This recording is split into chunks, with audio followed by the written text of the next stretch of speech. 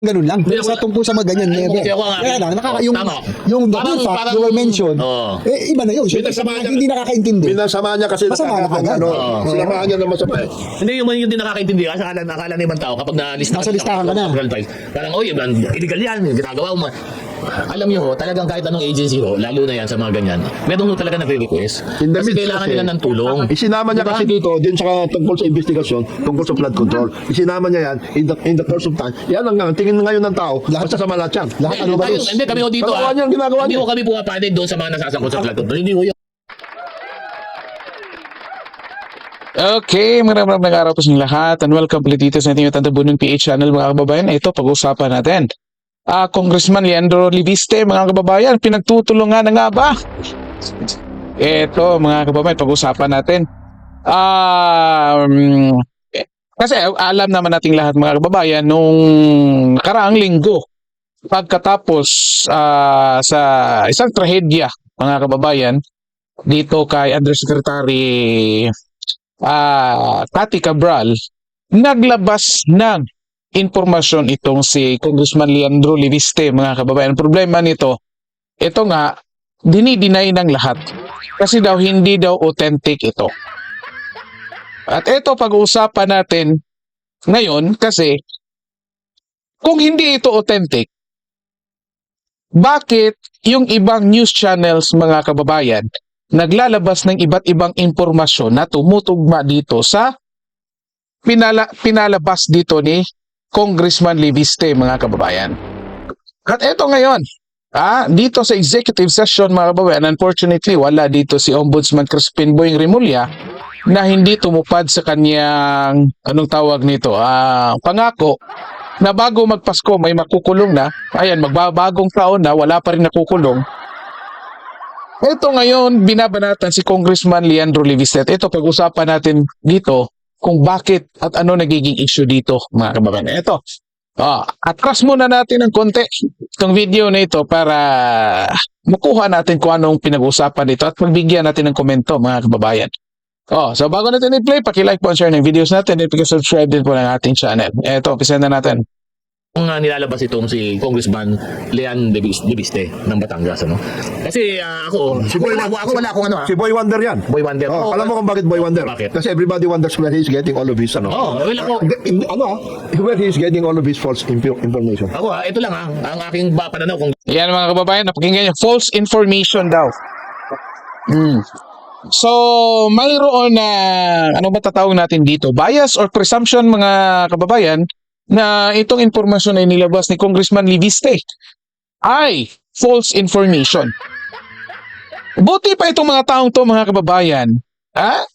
Ito kung kilala niyo ito, si JV Ejercito lang kilala natin dito, mga kababayan. Itong senador JV Ejercito. Sila alam nila na false information ito. Di ba? Sila alam nila, sigurado silang false information ito.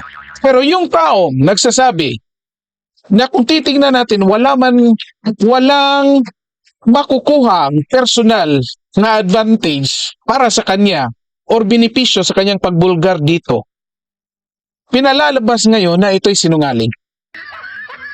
Saan kayo ngayon maniniwala, mga kababayan? Tingnan nyo ito. Dati-rati, pag sinasabing yung ibang mga senador, congressman, wala kaming insertions. Yun lang mga taong mga nabanggit ang may insertions. Dati kapag kakampi nila, sinasabing amendments. Di ba? Pero ngayon, dinideny itong inilabas ni Congressman Libiste. False information daw. Sila pa, sigurado sila. Yung naglabas, yun pa tinatawag na sinungaling. Kahit tumutugma ito sa impormasyon ni Ping Lacson, mga kababayan, ilang beses na nating binabanatan si Ping Lacson dito, mga kababayan, yet, sinasabi nilang false information. Ito, patuloy natin. Jonathan, JB, paring Pau.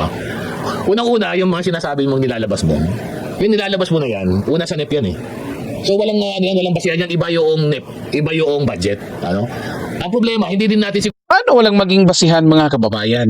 Yun na nga yung NEP, yung basihan. Ang nagiging issue nga dito, yung tinatawag na allocables. Bakit? Kasi sa NEP pa lang, yung DPWH, yung mga undersecretary, lalong-lalo na si Yumaong Cathy Cabral, nag-a-allocate na siya. Yun nga tinatawag allocables. Nag-a-allocate siya ng amount sa iba't ibang distrito para sa mga mambabatas na gustong magpasok. Oh, di ba? So yun nga ang basihan. Paano ba masasabi na walang basihan? Kaya nga yun ang basihan eh. May siniset na allocables. Kasi na-discover na yung mga allocables na yan ay ang bagong pork barrel na kung saan yung mga kongresista dyan nila pinapasok yung posibleng magiging kita nila sa pamagitan ng kickback. O, ang mabigat yan na basihan. Kasi na first place, mga kababayan, ito Congressman Leviste, sinabi pa nga niya kahit mama niya, Loren Legarda, mayroong insertions. Ang sinasabi dito, transparency, mga kababayan. Ngayon, pinalabas ito para magiging transparent lahat, nagre-reklamo ngayon. Ito pa mga taong mismo ngayon, mga kababayan, nagre-reklamo. Rati-rati nagsasabi, ito transparency. Ngayon, nagre-reklamo. Ito, patuloy natin. Sigurado, saan ba pinagkuhanan itong listahan na to? Wala. Sino ba talaga binigay ba sa'yo? Wala na si Jose Cabral, ano? Hindi ba namin kinag-question na maaaring masama nakuha yan? But ang point dito, ano ba ang significance itong nilalabas ni Kong Leviste?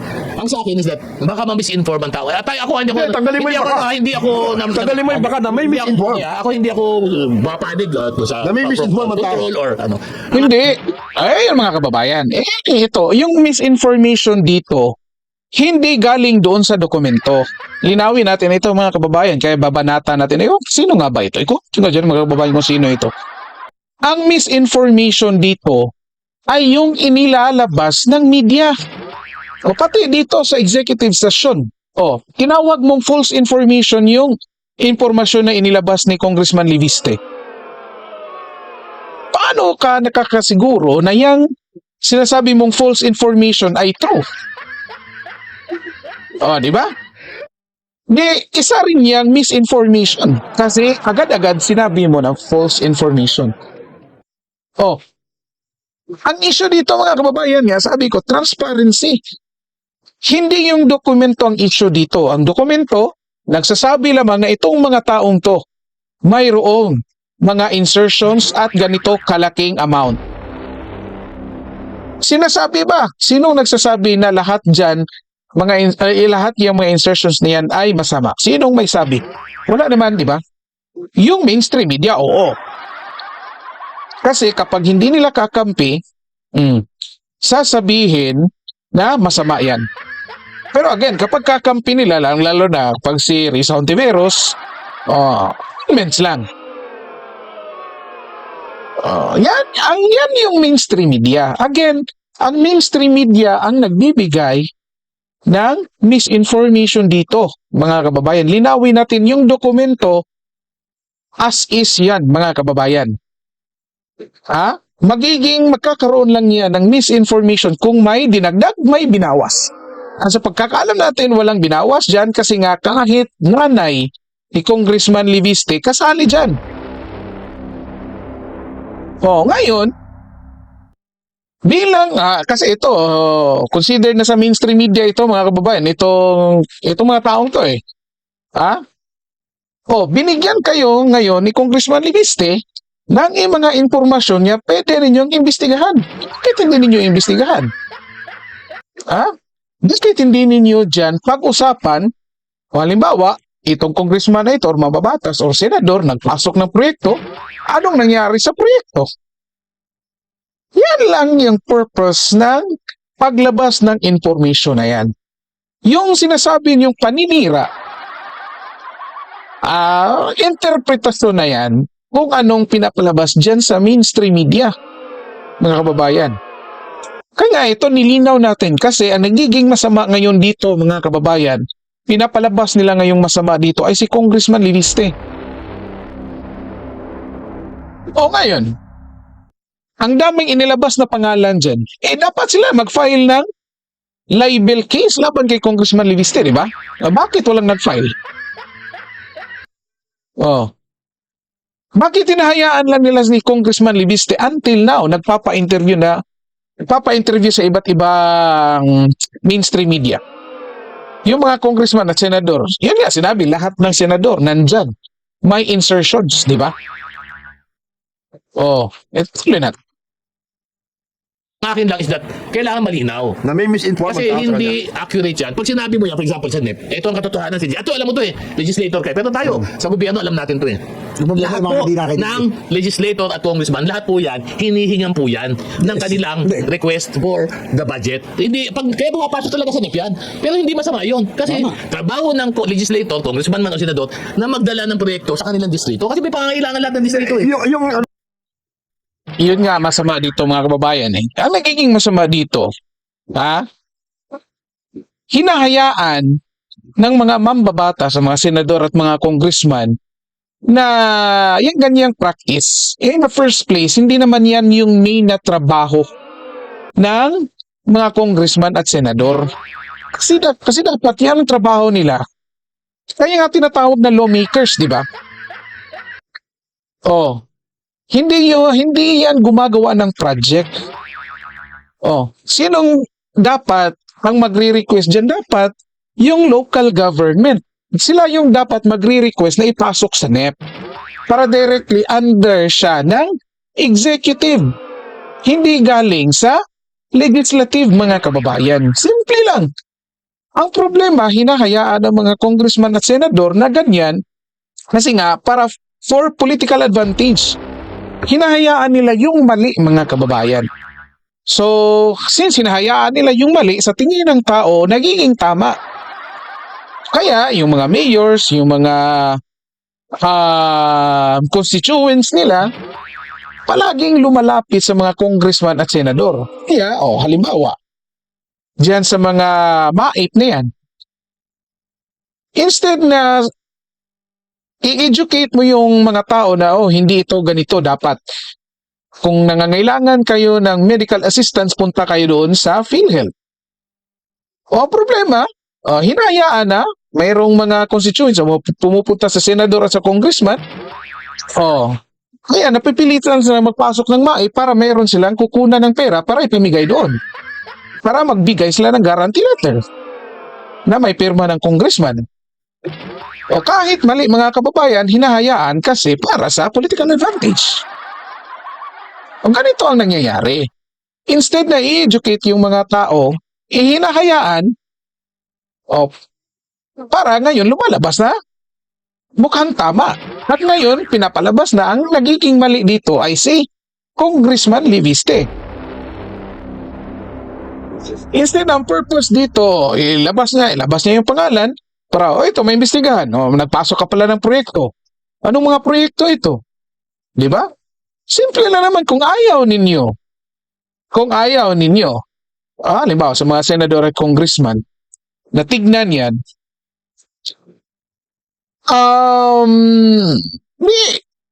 gumawa kayo ng ipakita ninyo sa taong bayan yung tamang trabaho ng isang lawmaker.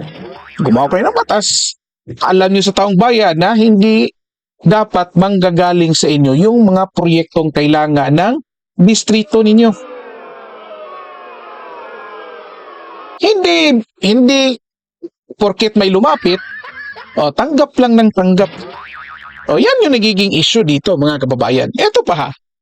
Ang isa sa mga nagiging issue rin dito sa mga pinapalabas ni Congressman Leviste, mga kababayan, ay mayroong mga cabinet members na nag-insert. Di ba?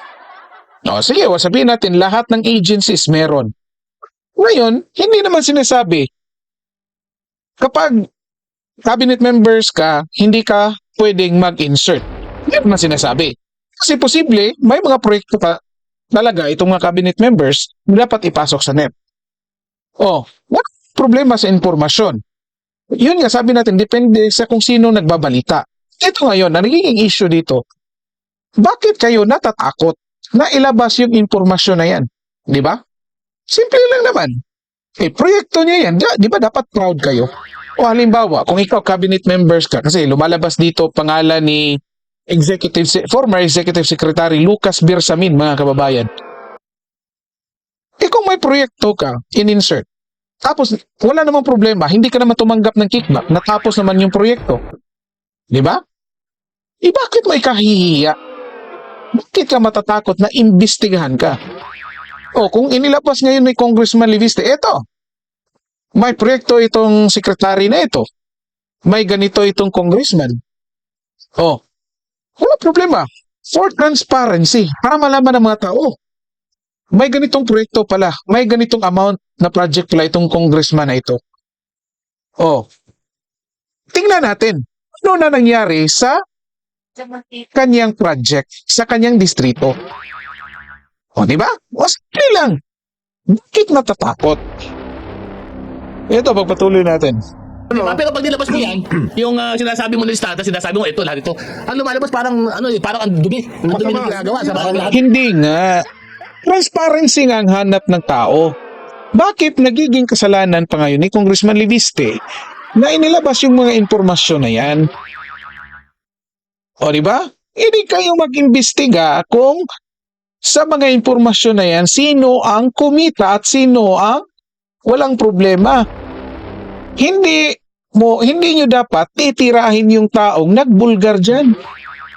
Kasi nga in the first place, ilang beses na sinabi yan ni Congressman Leviste kay Secretary Vince Dizon, mga kababayan, na ilabas yung listahan, yet si Vince Dizon mismo, mga kababayan, ang ayaw gustong ilabas ito.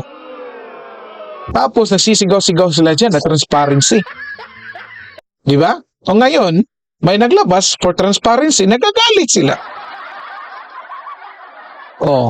Sinong hindi magdududa dyan, mga kababayan? Di ba mukhang may pinagtatakpan talaga? Ito, patuloy natin. Tingnan pa natin. Ito. Sa listahan. Alam mo, unfair naman yun. Unang NEP ito. Yung NEP, wala pa naman yan. Hindi pa naman nagagayan eh. Di ba, pag-uusapan pa yan. Hindi naman yan automatic na lalabas, di ba? Even after the NEP, kung halimbawa wala sa NEP, meron na request sa'yo, in the course of hearings over the budget, nakakapagpasok ka. Of course, nakakapagpasok. Oo, hindi naman masama yun. Rini-request ka ng constituent mo. Tama. Ngayon, ang dapat na pag-usapan dyan, ito ba mga request nito? Priority request ba ito? Maayos ba ito? Are they properly work? At saka nagagamit ba yung pondo na yan, if ever later? Yun ang importante Yun doon. din nga, hindi yung Yun nga, di ba? Sa bibig nyo na galing. Bakit niyo tinitira si Congressman Leviste ngayon? Sa bibig nyo na galing dapat tignan yung mga impormasyon na nilabas. Hindi nyo titirahin dapat, di ba? Bakit nyo tinitira ngayon yung bata? Yun nga. Yun nga sinabi natin. Kasi nga raw, sa NEP, hindi na ipasok yung gusto ng mga constituents, tapos lumapit doon sa mga congressman. Yung congressman naman, para sigurado yung boto niya, i-entertain niya yan. Instead na i-educate niya, hindi ito trabaho ko. Di ba? Instead na ganyan yung gawin niya, tatanggapin niya, kailangan niyang mag-insert. Ngayon, tingnan dapat. Yan tingnan dapat. Kasi nga, yan na yung mga kalakaran, mukhang nagiging tama na kahit mali. Di tignan para nga transparency, iwas corruption, tignan kung kumusta na yung mga project na pinasok. Bakit kayo nagagalit doon sa batang congressman? Nako, mga kababayan. Well, anyway, i-comment nyo dyan, mga kababayan, kung ano masasabi nyo dito. Imagine niyo. Sino pa ngayon ang gustong maglabas ng impormasyon ng mga nalalaban nila? In the first place, kahit yung mga taong nagkukunwaring nananawagan ng transparency, ay sila mismo ang nagagalit dito sa mga taong nagbubulgar ng posibleng anomalya dito sa gobyerno. Di ba? Ganito ang nangyari kay VP Sara, mga kababayan. Tingnan nyo, anong ginawa nila kay VP Sara? Tingnan, hindi nila tinitigilan. Anyway, so mga kababayan, comment nyo dyan kung ano masasabi nyo dito. So dito lang po muna tayo, paki-like po at share ng videos natin, then paki-subscribe din po ng ating channel. Okay, maraming salamat sa lahat at magandang araw po sa inyo.